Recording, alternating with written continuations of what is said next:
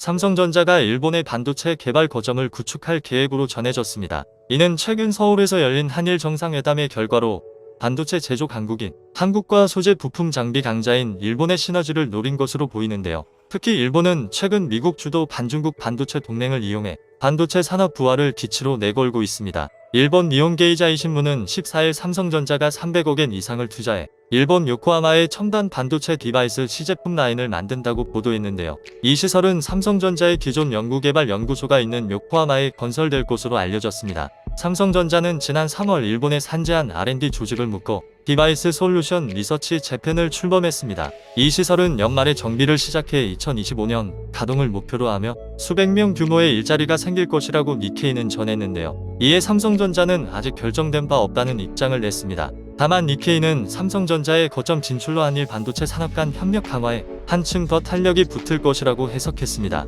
대통령실 고위 관계자는 기자들에게 한일 정상회담에서 일본의 소부장 특화 기업과 한국의 반도체 제조 장비 특화 기업이 협력해 공급망 시너지를 내고자 하는 정상 간 합의가 있었다며 후속 조치로 행동 계획이 강화되고 있는 것 아닌가 판단한다고 밝혔습니다. 보도에 따르면 삼성은 반도체 디바이스 조립, 시제품 라인을 정비하고 일본이 강점을 가진 소재 및 제조 장치 업체와 공동 연구를 통해 첨단 반도체 생산 기술을 개발하는 것으로 전해졌습니다. 반도체 구성 재료의 개발 검증에서도 일본 공급업체와 협력하는 것인데요.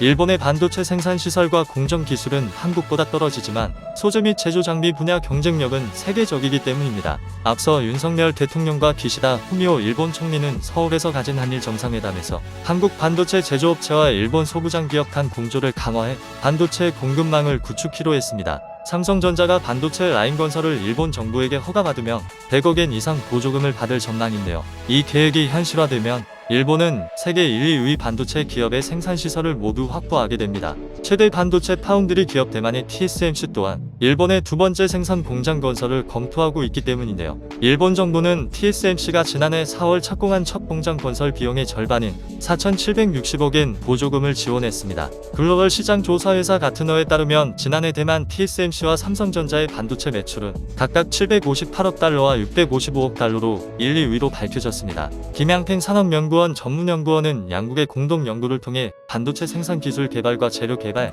검증 등에서 시너지를 내 한미일 대만의 반도체 협력이 강화되는 연결고리가 될 것이라고 말했습니다. 하지만 이런 반도체 협력으로 일각에서 걱정하는 삼성전자 공정 기술이 일본으로 넘어가는 건 비유라는 게 다수 전문가들의 시각입니다.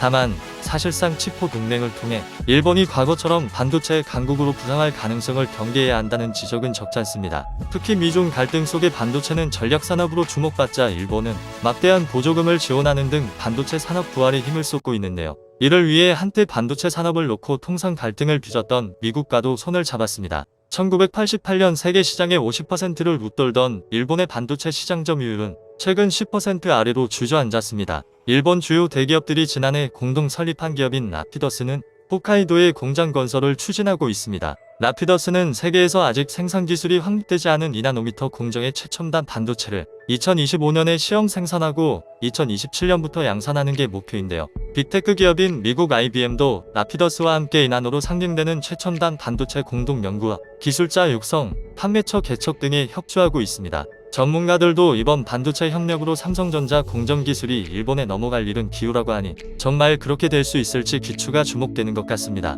감사합니다.